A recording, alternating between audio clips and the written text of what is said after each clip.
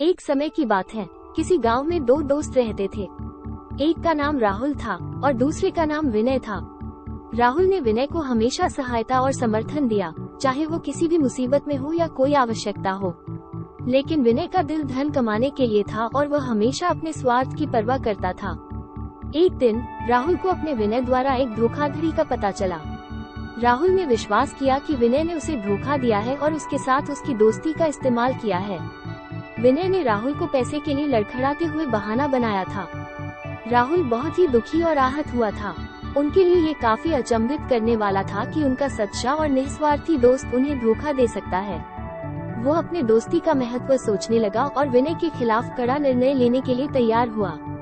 राहुल ने विनय को सामने बुलाया और सच्चाई की मांग की।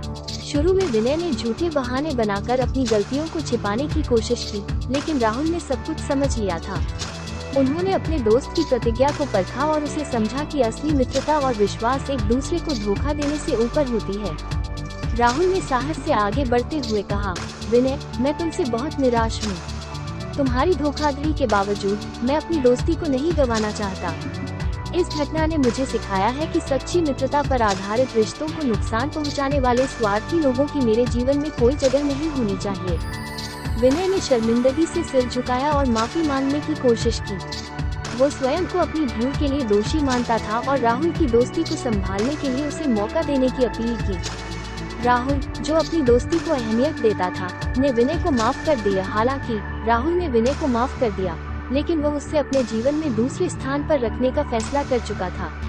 उन्होंने समझ लिया था कि स्वार्थी और बेईमान दोस्त से दूरी बनाने से उनका जीवन खुशहाल और समृद्ध होगा। राहुल ने नए मित्रों के साथ संबंध बनाने और सकारात्मक विचारधारा वाले लोगों के संग अपना समय बिताने का निर्णय लिया। वो नायकों की कहानियों, संगठनों और समाज सेवा के क्षेत्र में सक्रिय लोगों की प्रेरणा लेता था।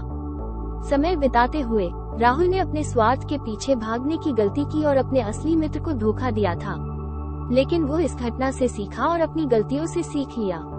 अब उन्होंने नई दोस्ती को महत्व देना और स्वार्थी और विश्वासघाती लोगों से दूर रहने का ठीक निर्णय लिया था। विनय भी समय के साथ समझ गया कि सच्ची मित्रता और दोस्ती का महत्व क्या होता है।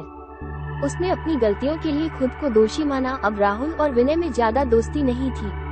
विनय के मन में यही सवाल आता है कि काश हम गलती नहीं किए होते। लेकिन देखा, एक बार मिल जाने पर कोई भी व्यक्ति सीख जाता है। राहुल ने भी वैसा ही किया।